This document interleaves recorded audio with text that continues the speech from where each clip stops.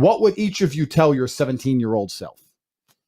Well, let's not answer time travel questions like buy Bitcoin or some stupid shit like that. Let's actually, what would I stop wasting your time? So I was 17. I was working at a fast food restaurant making sandwiches. Now the internet didn't really exist as such, but looking back on it, it was part of my journey. And I regret nothing because I ended up where I am. So would I even go back and tell myself anything is the question. If I had to, it would be to not burn so much of my time. Let's talk to the 17-year-olds who are listening. You know, do you finish your job, come home, play video games, etc.? That's what I used to do when I was 17 a little bit.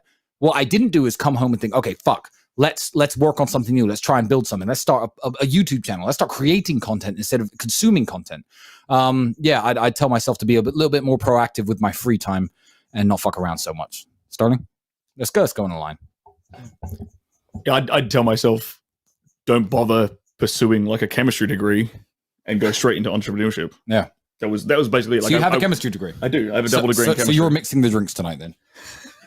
I think you're come on, chemistry boy. Why don't you believe in traditional education? It's a complete. No, this is important because this is one of the biggest proportions.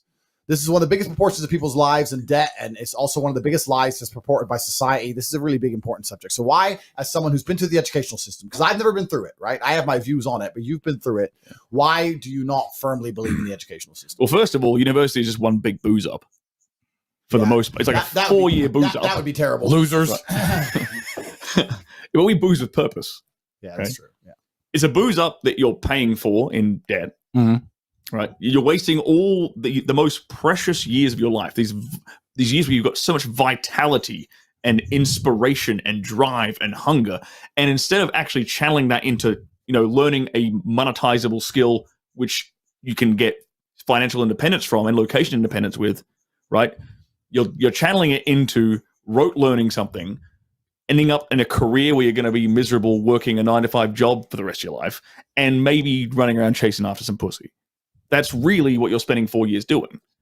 That time would be much better spent learning practical, valuable skills like sales, marketing, et cetera, things that in today's day and age, which you can leverage your time on so you can live a lifestyle you actually want to, because freaking you talk about this all the time. Like the collapse is coming, man. And we're very fortunate that we kind of got out early enough. Yeah. But some of these young kids who are, if you're a young kid right now in university, man, a traditional university, I feel sorry for you. Like, that's scary. That would scare the shit out of me. Dark days are coming. Dark days are coming.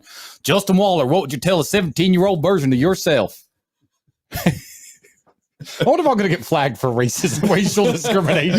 You should. Hey, I used to live in Indiana. If I'd never moved to London, I'd be talking like you too. That's why I nail the accent so perfectly. That's a poll right there. All right, you talk, I'll do the poll.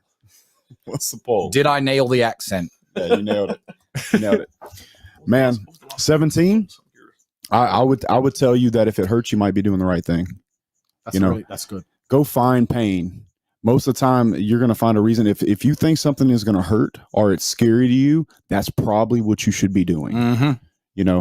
Whether it's going to the gym, if it's going to talk to that girl that nobody else will go talk to because she's too pretty, if it's taking a fight or trying to make a sale that's bigger than you thought it should be, going after some big kind of revenue, asking for a contract that's bigger than what you're used to or you think that is possible for you. Enjoying yourself playing American football like you did? You got a badass scar, by the way. Yeah, it's a bad boy. Go do something that's painful, whether it be from physical pain or fear. And most of the time, if you can find that and go towards it, go looking for that pain, especially at that young age when your testosterone's so high, then you're probably doing the right thing. You're probably on the right path. Do that. You know in your gut. Do that. Go after that. 17-year-old Andrew, what would you tell yourself? I think Justin actually nailed it. He did. I know you nailed it. Do hard things. Name a single attribute for masculinity, which is going to come from a place other than trauma or pain. I talk about this all the time. People say, I've had a traumatic life. I say, well, then you're very, very fortunate. You had a traumatic life. Now, you may have misused that trauma. You may have misplaced it. You may have accepted the matrix telling you that you now have an excuse to fail, as opposed to using it to grow. But every single man of value went through trauma, and they went through pain. It's going to be painful to get strong, painful to get rich, painful to become important. It's going to be painful to become good with women. Your heart's going to get broken a bunch of times. You have to be prepared for the pain. If you're not ready for pain, You're never going to be anything that matters. So Justin just absolutely and utterly nailed it. My kickboxing coach used to say to me, I used to come in the gym, say, what do you hate the most? And I said, I hate running. He said, okay, you're going running. I say, why? He goes, because whatever you hate is what you need. Yep. Whatever you hate is what you need. I wanted to spar, bag work, pads, no problem. Running, I didn't want to run, but that's what you need. And that's what life's about. You're not going to be able to go through life avoiding pain and also becoming a man of quality. You're going to have to be that guy who's been through so much shit that he can wake up and go, this ain't nothing. This ain't nothing compared to back then. This ain't nothing compared to that time. You know, and if you're not going to be that guy, then you're going to always suffer the consequences of not being that guy. There's pain to become important, and there's pain in not being important. So you have to make a choice. So I think Justin absolutely utterly nailed it. I think his answer is even better than mine could be. You need to find something you're afraid of, find something that could hurt you, and go do it. And that's one of the great things about being young, right? You're basically superhuman. Yeah. All of us are our age. We're all in our 30s. I remember when I was 21, bro, I could through a wall. Bro, I could drink all night. Yeah. I run 20 miles. Fight You all couldn't day. hurt me. Like I had Wolverine-like healing abilities. And this is actually one of the problems with the world today. I noticed the internet's fucked this up because we have all these youngsters who have a voice. They all think they know something on Twitter and on the internet, these kids, right? When I was 23, 22, I didn't know shit. I'm 35 now. I'm one of the smartest men on the planet. And when I was 23, I didn't know shit. When you're 35, you're definitely going to still be a dumbass. So when you're 23, like you are now, you don't know anything.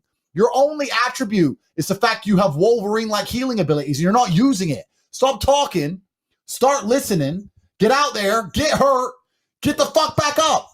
That and there's a degree. There's also something I want you to comment on from the football perspective, but there is a degree of wisdom that comes from physicality. I learned a whole bunch of shit about the world from just having my ass kicked. It wasn't even conversations. It was just getting beaten up. And you learn about the world I write tweets and people are like, that's so wise. Where'd you learn that? I was like, oh, kicked in the face. That's how. Yeah, dude, I didn't learn Physicality shit is reality. Yeah. I didn't learn shit in the classroom in college. I learned everything on the field. And what it does when you go find pain in the real world, when it's emotionally hard, you can go back to, oh, I physically have gone through way worse than this. So I trust myself in a different way. It's true. And what I'd add to that about what Andrew was saying is that you can tell the size of a man by the size of his problems. Mm-hmm. So you need to get your ass out there and go find pain, because pain is in big problems. And then also, like you said, as you're able to take on bigger and bigger problems, those things get less and less painful. So a lot of people, like that Facebook thing we're looking at the other day, guys like, it's $80 for a half a tank of gas. That means he can't fill his tank up. Yeah. I am so far past. I had that problem in high school, $5 at a time, bro. Too. You know what I'm saying? I ran out of gas. Yeah, we were like I remember like gauging, okay, shit, I can go this much past E before I have to push this motherfucker. Go find big problems, because in those problems are pain. And the more pain you can take and the more problems you can solve, the bigger those problems are, the bigger you'll be as a man. And it's my favorite quote. You can tell the size of a man by the size of his problems. Go get some. No, absolutely. And I think that's another thing that actually has a huge correlation to your ability to be successful. If someone were to say to me and say, how can you tell someone's going to be successful? I wouldn't say highest IQ. And we've already proved this with studies, right? The highest IQ has nothing to do with how successful you are. It doesn't.